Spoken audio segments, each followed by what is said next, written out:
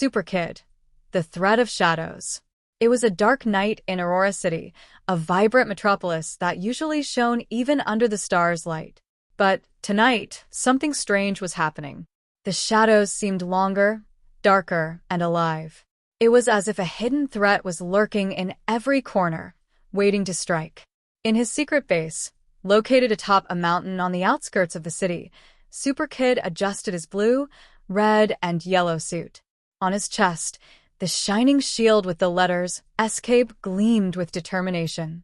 Despite being only 10 years old, SuperKid was already known throughout the city for his bravery and for saving the world more times than he could count. As he tightened his belt, the communicator on his wrist beeped with an alert.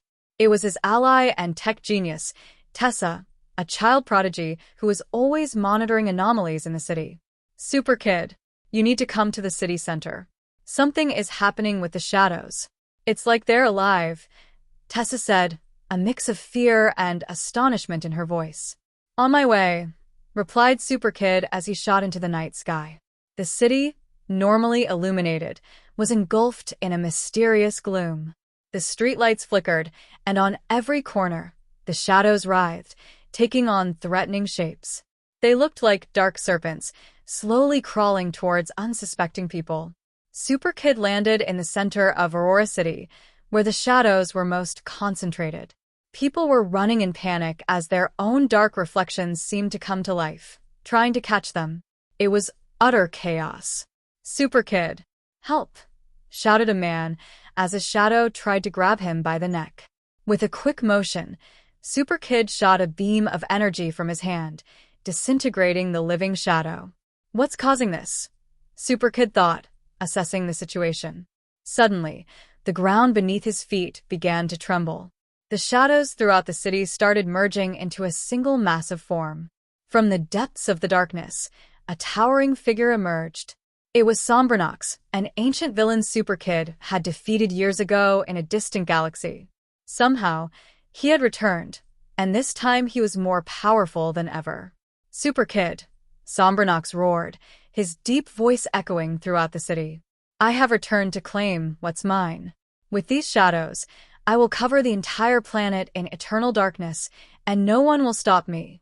SuperKid flew towards the giant of shadows, but every time he struck him with force or energy beams, Sombranox simply absorbed the attack.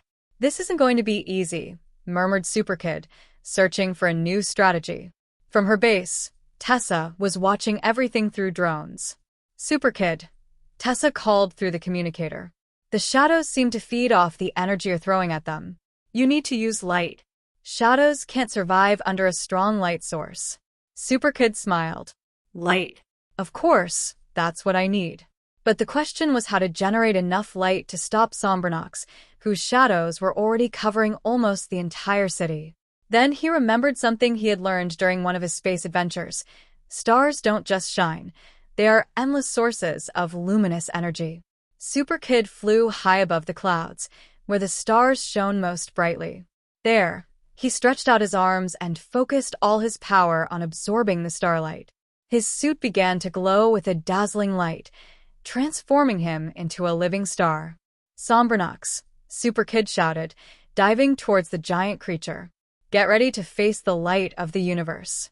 With a strike of his hands, SuperKid unleashed all the stellar energy he had accumulated, creating a burst of light so intense that Sombranox's shadows began to dissolve. The giant of darkness roared in pain, unable to withstand the light surrounding him. No! Sombranox screamed as his body slowly disintegrated, turning into tiny particles that were carried away by the wind. Within seconds, all traces of the shadows were gone. Aurora City returned to normal. The streetlights turned on, and the stars shone in the sky once more. The people who had been terrified emerged from their hiding places, looking up to the sky in search of their savior. SuperKid, exhausted but satisfied, landed gently on the ground. His suit still glowed with a faint radiance. Good job, SuperKid, Tessa said through the communicator. I knew you could do it. SuperKid smiled as he looked up at the starry sky. Shadows can never defeat the light, he said confidently. As long as I'm here, there will always be hope.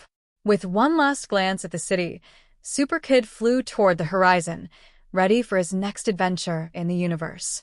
And so, once again, SuperKid had saved the day, proving that no matter how great the darkness, there will always be a light strong enough to overcome it.